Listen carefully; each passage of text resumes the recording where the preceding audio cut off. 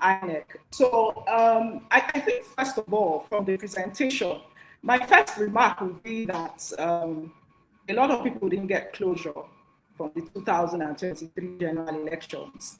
And I think that is what has caused most of the lack of trust and issues arising from the use of technology.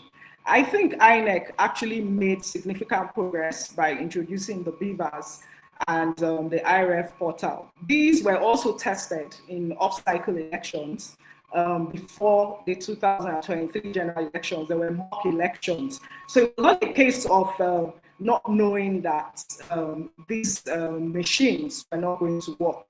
However, with the incidents that happened in the presidential elections, a lot of Nigerians were already built up to having one of the best elections Nigeria had ever had. It was also clear that, it was the beavers was introduced as the game changer and things like that. So expectations were extremely high.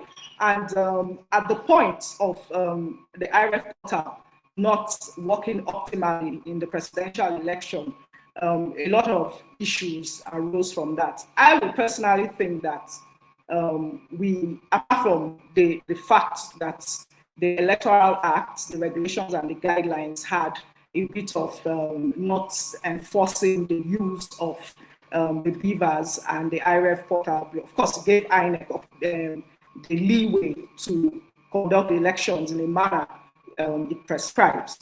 There's also the issue of the human factor that a lot of people didn't look at. So this is a general thing to Nigeria. The first thing I would have expected was that there would be a post-election audit of the election, a review that would set people, something really deep as to what the issues were with the use of technology. And then right now, a lot of people don't want to hear, of course, these are things that will advance our elections. I also think that the fact that the legal framework is a bit relaxed is something good, because it gives a contingent plan for where technology fails in terms of falling back in using the manual. However, because of what has happened and also going into the courts and the judgments that came out from the 2020 general elections, everybody feels that the Electoral Act has to have stronger backing for the use of technology.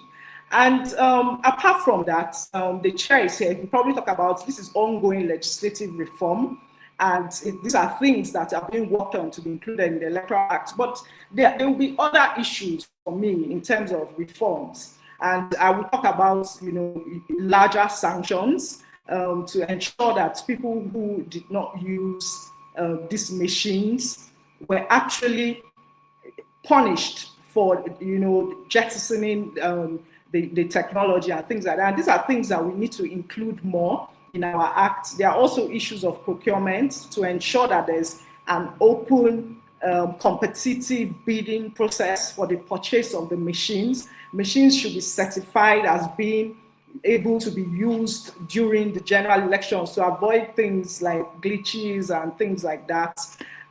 Again, there's also oversight by the National Assembly. And National Assembly needs to play a better oversight role on the elections. For instance, after the 2023 general elections, they could have been hearings to see what's happened in the elections and to make better recommendations, but everything just went mute.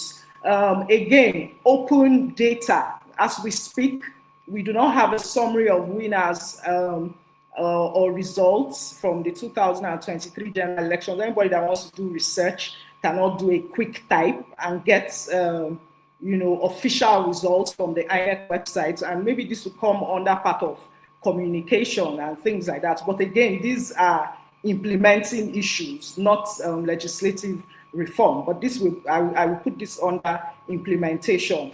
And again, under implementation, INEC staff, ad hoc staff need to be trained, retrained, capacity to be able to use this technology in the field. During the 2023 general elections, even the upload of results. I mean, I don't want to go into that because we've spoken so much about that, but for me, that would be a recommendation that, you know, people are really trained to be able to use the machines on that day. The other thing will be, you know, defining technical specification requirements for the type of technology that we are using. What exactly, you know, has it gone through a process that ensures that, you know, it is best used for our elections and things like that.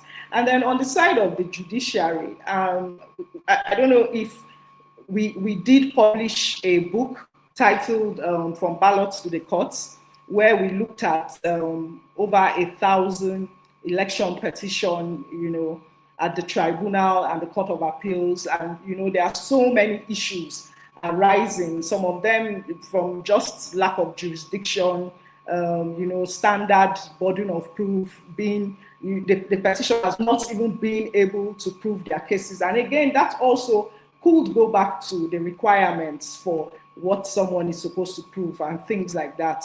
And then we also had some sort of lackadaisical attitude from government institutions in providing information and things like that. But so it's a whole mix of different things that came out from these election petitions at the 2023 general elections. So a lot of people expected the judges to be more, to show some sort of judicial activism in their interpretation.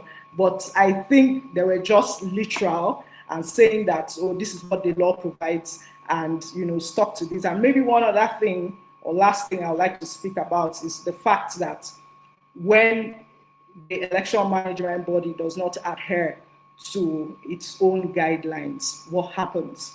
Because I think these are some of the things that everything cannot be put in an electoral act. There should be some leeway, there should be some sort of, I mean, regulations and guidelines are derived from the act, and there should be some sort of sanction if this doesn't go through. So I think these are my initial thoughts. I'll listen to what every other person has to say, and if there are questions, I can come back. Thank you. All right, thank you